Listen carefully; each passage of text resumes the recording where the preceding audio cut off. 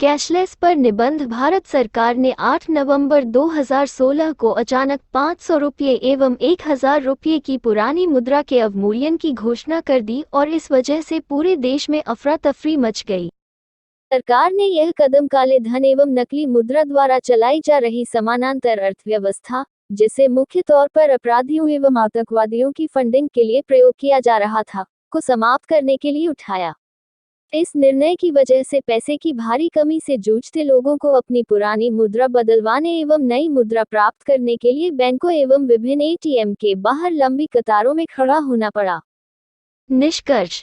लेकिन अंत में यह कदम भारत में नकदी रहित अर्थव्यवस्था, कैशलेस इकोनॉमी का आगाज करने में निर्णायक साबित हुआ है।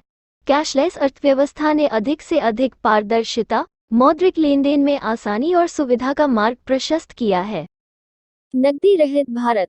केंद्र सरकार द्वारा उच्च मूल्य वर्ग की मुद्रा के विमुद्रीकरण एवं भारत में नकदी रहित अर्थव्यवस्था का विकास करने की दिशा में उठाए गए अन्य कदमों का स्वागत भी किया गया और साथ ही आलोचना भी हुई। पूरे देश में बड़े पैमाने पर 500 रुपये और 1000 रुपये के पुराने नोटों को प्रतिबंधित करने के फलस्वरूप उपजी नकदी की भारी कमी के खिलाफ देश भर में विपक्षी दलों द्वारा जबरदस्त विरोध प्रदर्शन किया गया।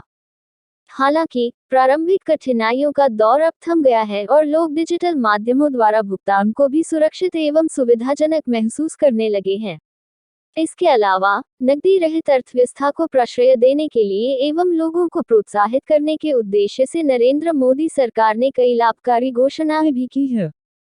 निष्कर्ष। नवीनतम विश्व बैंक की रिपोर्ट में उल्लेख किया गया है कि विमुद्रीकरण की वजह से भारतीय अर्थव्यवस्था की सेहत पर कोई दीर्घकालिक प्रतिकूल प्रभाव नहीं पड़ेगा, बल्कि यह भारतीय अर्थव्यवस्था के लिए अंततः लाभकारी ही सिद्ध होगा। इससे भारतीय अर्थव्यवस्था की विकास दर में भी अच्छी प्रगति होने की संभावना है। विश्व बैंक के अनुसार 2018 में भारतीय अर्थव्यवस्था 7.6% की विकास दर को प्राप्त कर लेगी और साथ ही विमुद्रीकरण की वजह से बैंकों में पर्याप्त नकदी वापस आने की वजह से ब्याज दरों में भी कमी आई है, जिससे आर्थिक गतिविधियों में तेजी आने के आसार हैं। नकदी रहित भारत।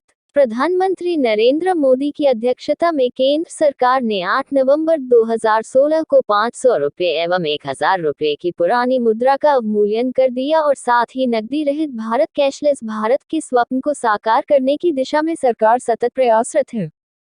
यह जानते हुए भी कि भारत की अर्थव्यवस्था विश्व की कई अन्य देशों की अर्थव्यवस्था की तुलना में नकदी पर अधिक निर्भर है, सरकार द्वारा उच्च मूल्य वर्ग की मुद्रा का अवमूल्यन वास्तव में एक साहसिक कदम था। अचानक लिए गए इस निर्णय की वजह से बाजार में नकदी की भारी कमी हो गई और लोगों को आवश्यक वस्तुएं खरीदने में भारी परेशानियों का सामना करना पड़ा, क्योंकि बैंकों एवं एटीएम से नई मुद्रा बहुत ही कम मात्रा में उपलब्ध हो पा रही थी। उसे भी पाने के लिए लोगों को रात दिन लंबी लंबी कतारों में खड़ा रहना पड़ा। निष्कर्ष। हालांकि इस कदम का लाभ अब प्राप्त होना शुरू हो गया है और ज्यादा से ज्यादा लोगों ने डिजिटल मुद्रा में लेन देन शुरू भी कर दिया है। भारत धीरे धीरे नकदी केंद्रित अर्थव्यवस्था से नकदी रहित अर्थव्यवस्था, कैशलेस इकोनॉमी की तरफ लगातार बढ़ रहा है। डिजिटल लेन देन का पता आसानी से चल जाता है, जिस वजह से सबके लिए करों का भुगतान करना अनिवार्य हो जाएगा और काले धन के संचलन के सभी रास्ते बंद हो जाएंगे। पूरा देश लेन देन के प्रक्रिया के आधुनिकीकरण के दौर से गुजर रहा है और इस वजह से ई भुगतान सेवाओं में अभूतपूर्व प्रगति हो रही है। कारोबारियों की एक बड़ी संख्या और यहां तक सड़क के किनारे सामान बेचने वाले फुटकर विक्रेताओं ने भी अब इलेक्ट्रॉनिक भुगतान स्वीकार करना शुरू कर दिया है और इस तरह से वे भी सभी लोगों को तेजी से नकदी रहित लेन देन प्रणाली अपनाने के लिए प्रेरणादायक सिद्ध हुए हैं। नकदी रहित भारत।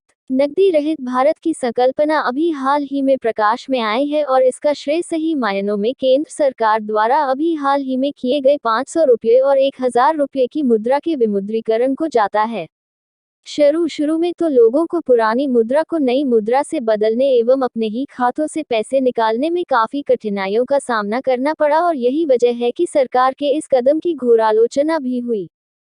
सरकार के आलोचकों के अनुसार बिना किसी पर्याप्त व्यवस्था के इतना बड़ा कदम अचानक उठाना ठीक नहीं था। उनके अनुसार ऐसा कदम उठाने से पहले ही सारे इंतजाम कर लेने चाहिए।